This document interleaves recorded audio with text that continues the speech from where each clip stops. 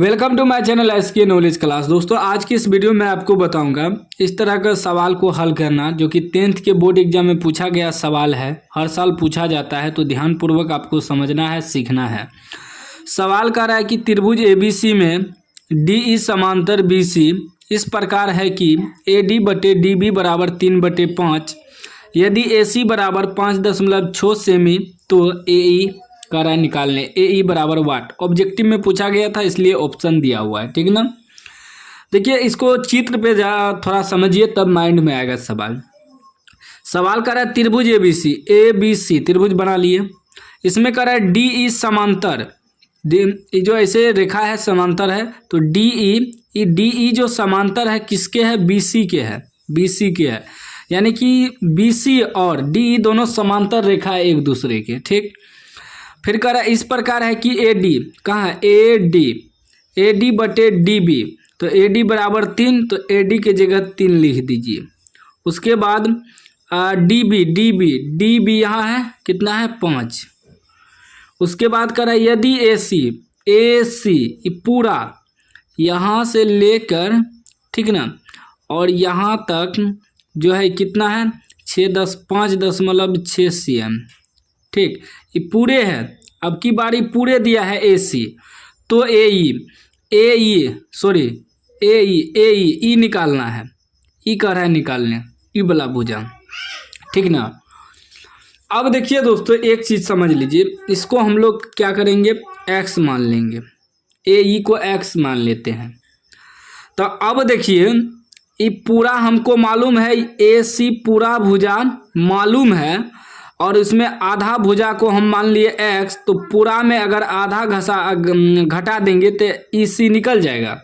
देखिए यहाँ से यहाँ हमें मालूम कितना है? 5.6 cm, और इसको हम लोग यहाँ से यहाँ आधा जो है मान लिए इसको एक्स, तो ये पूरे में अगर एक्स घटाएंगे तो ईसी बच जाएगा, यानी कि हो जाएगा 5.6 घटा एक्स। मान लीजिए हमको पूरा कितना मालूम है? 5.6। इसमें मान लीजिए कि 1 किलोमीटर ई हो जाएगा आधा रास्ता, तो उसमें घटाएंगे तो ये वाला ऑटोमेटिक निकल जाएगा। तो वही किए कि एई हमें निकालना है ना, तो एई को हम एक्स मान लिए, और ये पूरा वाला में एक्स घटा दिए तो हमें ईसी मालूम हो गया। अब हल करने में सही रहेगा कि अब ई भी भुजा मालूम हो गया, ई भी सब भुजा मालूम हो गया। ठीक, इसका सूत्र होता है, अगर इस तरह का सवाल दे आपको तो सूत्र होता है ई भुजा बटे ई भुजा, फिर ई भुजा बटे ई भुजा बराबर में रख देना है। ठीक है ना, लिखेंगे लिख देंगे यहाँ आपको। ऑब्जेक्टिव है तो हम पूरा समझा रहे हैं आपको, ताकि आप सब्जेक्टिव में भी बना पाएँ। एडी थेल्स प्रमेय से, ये थेल्स प्रमेय का है। ठीक है, लिख देंगे थेल्स प्रमेय से, थेल्स प्रमेय से, थेल्स प्रमेय का जो सूत्र होता है एडी बटे डीबी, डीबी बराबर फिर एई बटे ईसी। ठीक ना, देखिए याद रखिएगा, यहाँ ABCD कुछ भी हो सकता है XYZ, यानी कि ई भुजा बटे ई भुजा, फिर बराबर देंगे ई भुजा बटे ई भुजा। थेल्स प्रमेय का सूत्र होता है। ठीक है ना, इसमें आपको कोनो 3 भुजा दे देगा, चौथा कह देगा निकालने। ठीक है ना, अब देखिए एडी हमें 3 मालूम है, 3 बटे डीबी कितना मालूम है? 5 बराबर एई अब कितना मालूम है? एक्स बटे ईसी कितना निकला है? 5.6 घटा एक्स, 5.6 घटा एक्स।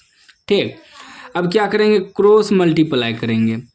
ई एक्स से गुना करेंगे तो 5x हो जाएगा, बराबर ई से गुना करेंगे तो 6 के 18 के 8 हासिल 1, 5 या 15 1 16, यानी कि आपका हो गया 16.8।